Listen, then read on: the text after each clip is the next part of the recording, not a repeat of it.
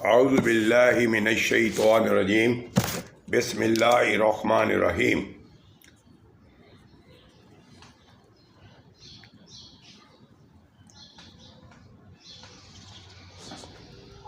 خواہاں حضرات، ایک خوبصورت کتاب معاملات عمر فاروق رضی اللہ تعالیٰ عنہ، پہلی مکمل اسلامی فعی ریاست کی تشکیل، اس کتاب کو مرتب کیا ہے قیوم نظامی صاحب نے۔ آج جو ہمارا موضوع ہے فلاحی ریاست کے بانی،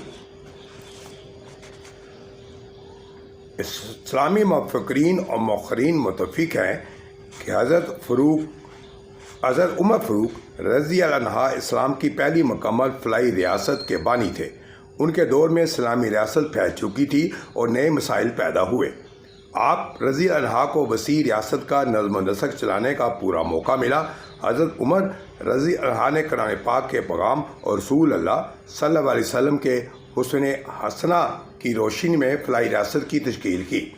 دنیا کے کئی ممالک نے حضرت عمر رضی اللہ عنہ کی ریاستی ماڈل کی روشنی میں فلاحی ریاستیں قائم کی، مگر مسلمان فرقہ واریت کا شکار ہو کر مسلکوں کی بحث میں الجھ کر رہ گئے اور قرآن و سنت کی اصل منشا فلاحی ریاست کی تشکیل کو ہی بھول بیٹھے۔ یہی وجہ ہے کہ آج عالم اسلام زوال کا شکار ہے۔ یہ تاثر درست نہیں ہے کہ مسلمانوں کے پاس مکمل ریاست کا ماڈل ہی نہیں۔ معاملات حضرت عمر فاروق کی ترتیب اور تشکیل میں فلاحی ریاست کے تصور کو مرکوز محور بنایا گیا ہے تاکہ حضرت عمر فاروق رضی اللہ عنہ کی پہلی مکمل اسلامی فلاحی ریاست کے خد و خال کھل کر سامنے آ سکیں اور مسلمان ممالک کامیاب فاروقی ماڈل سے سبق سیکھ کر اپنی ریاستوں کی تشکیل نو کر سکیں۔ یہ کتاب حضرت عمر فاروق رضی اللہ عنہ کی شخصیت و کردار، ان کی مختصر سوانح کو اجاگر کرنے کے علاوہ انسانی حقوق، عدل و انصاف، احتساب، مساوات، مشاورت، غیر مسلموں سے سلوک، نظام حکومت، مجلس شورا، میرٹ پر تقرریوں، سماجی و معاشرتی پہلوؤں اور بیت المال جیسے ان امور کا احاطہ کرتی ہے جو فلاحی ریاست کے اساسی اصول ہیں۔ کتاب میں فاروقی دور کی فتوحات کا باب بھی شامل ہے۔ اردو زبان میں یہ شاید پہلی کتاب ہے جو اسلامی فلاحی ریاست کا مکمل احاطہ کرتی ہے۔ کتاب کی زبان نہایت آسان ہے اور متن اصرافی مسائل سے پاک ہے۔ معتبر اور مستند حوالیوں نے کتاب کی اہمیت کو دوچند کر دیا ہے۔ قبل ازیں اللہ کے فضل سے یہ کتاب معاملات رسول صلی اللہ علیہ وسلم قارئین میں بڑی مقبول ہو چکی ہے۔ اس کتاب کی سیرت رسول اللہ علیہ وسلم میں دلچسپی رکھنے والے قارئین نے مجھے بہت اچھے مشورے دیے ہیں۔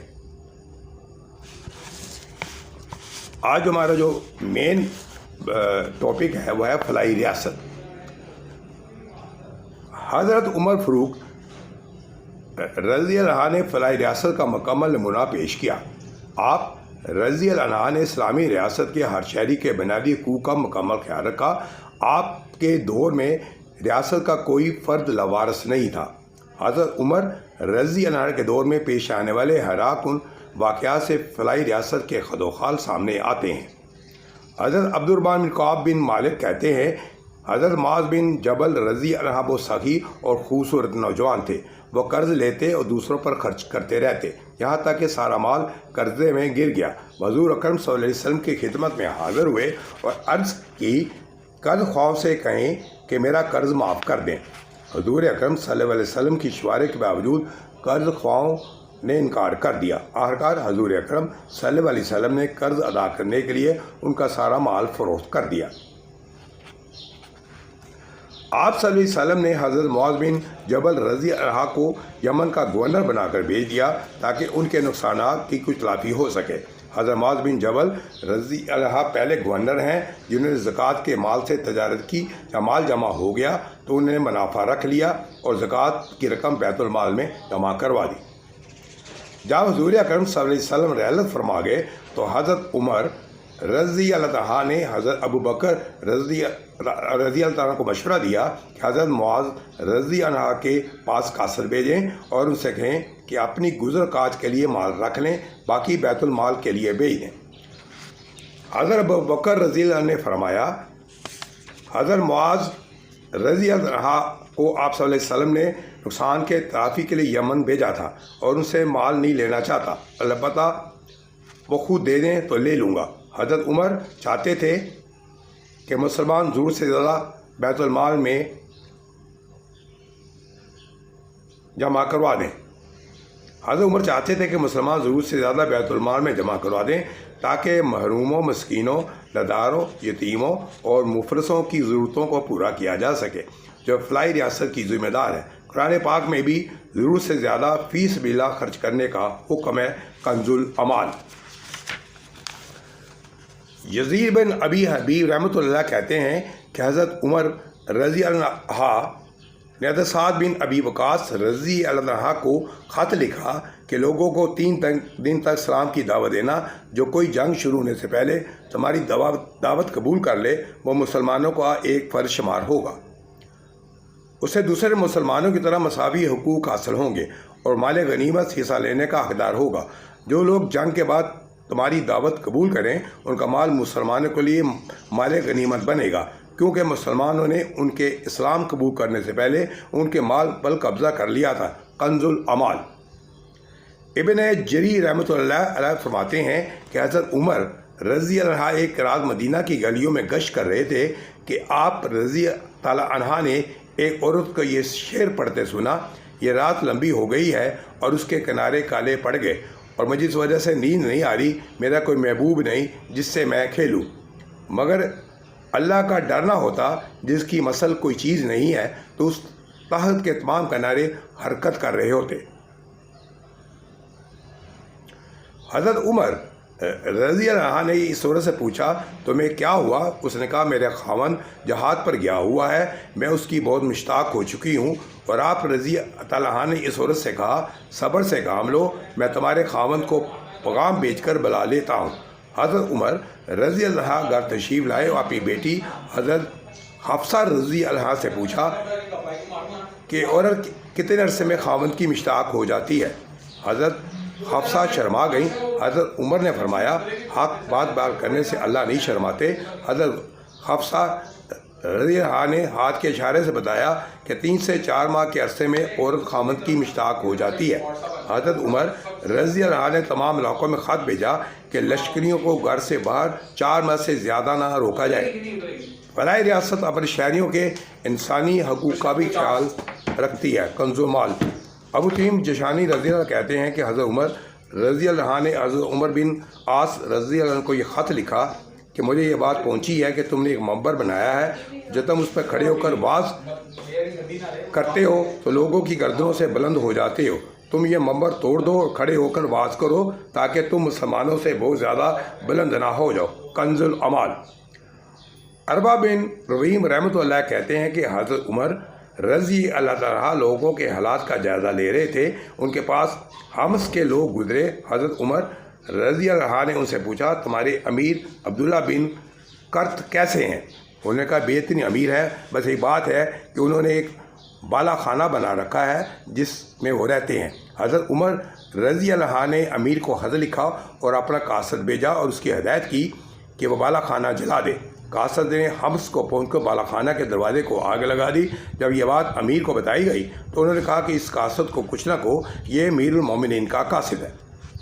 عبداللہ بن قط رضی اللہ عنہ خط ملتے ہی مدینہ پہنچ گئے۔ حضرت عمر نے کہا کہ مدینہ کے قریب پتھریلے میدان ہورا پہنچ جائیں، وہاں پر صدقے کے اونٹ تھے۔ جب وہ ہورا پہنچ گئے تو حضرت عمر رضی اللہ عنہ نے ان سے کہا کپڑے اتار دو اور اون کی چادر پہن کو دی۔ آپ رضی اللہ عنہ نے ان سے فرمایا کنویں سے پانی نکالو اور اونٹوں کو پانی پلاؤ۔ عبداللہ بن قط رضی اللہ عنہ اپنے ہاتھ سے کنویں سے پانی نکالتے رہے یہاں تک کہ تھک گئے۔ حضرت عمر رضی اللہ عنہ نے ان سے پوچھا دنیا میں کتنا عرصہ رہو گے؟ انہوں نے جواب دیا مختصر عرصے کے لیے۔ آپ رضی اللہ عنہ نے فرمایا اس مختصر زندگی کے لیے تم نے بالا خانہ بنایا تھا، جاؤ اپنے کام پر واپس جاؤ اور آئندہ ایسا نہ کرنا۔ حیات الصحابہ۔ عطا بن رفاع رحمۃ اللہ کہتے ہیں کہ حضرت عمر رضی اللہ عنہ کو یہ خبر ملی کہ سعد رضی اللہ عنہ کے ایک گھر بنایا ہے، اس پر دروازہ بھی لگوایا ہے اور یہ بھی کہا ہے کہ بازار کا شور آنا ختم ہو گیا ہے۔ حضرت عمر رضی اللہ عنہ نے محمد بن مسلمہ رضی اللہ عنہ کو ہدایت فرمائی کہ جاؤ اور سعد کے گھر کا دروازہ جلا دو۔ مسلمہ کوفہ پہنچ گئے اور سعد کے گھر کا دروازہ نظر آتش کر دیا۔ سعد رضی اللہ گھر سے باہر آئے تو مسلمہ نے ان کو بتایا کہ امیر المومنین کو یہ خبر پہنچی ہے کہ آپ نے کہا ہے کہ دروازہ لگانے کے بعد بازار کا شو آنا ختم ہو گیا ہے۔ سعد رضی اللہ عنہ نے اللہ کی قسم کھا کر کہا انہوں نے یہ بات نہیں کہی۔ مسلمہ رضی اللہ مدینے واپس پہنچے اور حضرت عمر کو سعد رضی اللہ عنہ کی وضاحت پیش کر دی۔ حضرت عمر نے پوچھا کیا سعد نے تمہیں راستے کا توشہ دیا؟ مسلمہ رضی اللہ عنہ نے کہا نہیں دیا، تو آپ صلی اللہ علیہ وسلم نے بھی نہیں دیا۔ حضرت عمر رضی اللہ عنہ نے فرمایا مدینہ کے ارد گرد لوگ بھوک سے مر رہے ہیں، اگر میں تمہیں توشہ دیتا تو آخرت میں میری پکڑ ہوتی۔ کنز العمال۔ سعد بن جبیر رحمۃ اللہ سے روایت ہے کہ حضرت عمر رضی اللہ عنہ کو خبر پہنچی کہ یزید بن ابی سفیان مختلف قسم کے کھانے کھاتے ہیں۔ ایک رات حضرت عمر رضی اللہ عنہ یزید کے گھر پہنچ گئے اور ان سے اندر آنے کی اجازت طلب کی۔ یزید کا کھانا لایا گیا جس میں شرید اور گوشت تھا۔ حضرت عمر رضی اللہ عنہ نے یزید کے ساتھ یہ کھانا کھایا اور اس کے بعد بھونا گوشت دسترخوان پر لایا گیا۔ یزید نے گوشت کی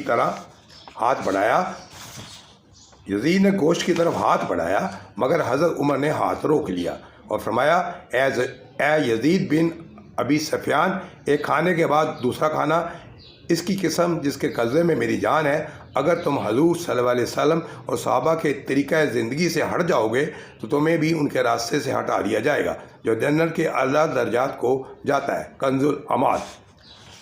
خواتین حضرات، آج اتنا ہی، کل یہاں سے دوبارہ شروع کریں گے اور اس وقت تک کے لیے خدا حافظ۔ اللہ تعالیٰ آپ کا حامی نصر۔ یہ کتاب میں آپ کو دکھانا چاہتا ہوں، بہت اچھی کتاب ہے۔ اس میں حضرت عمر رضی اللہ عنہ کی فلاحی ریاست کا تذکرہ ہے۔ بڑی اچھی کتاب ہے، اس کو پڑھیے گا، غور سے سنیے گا۔ خدا حافظ۔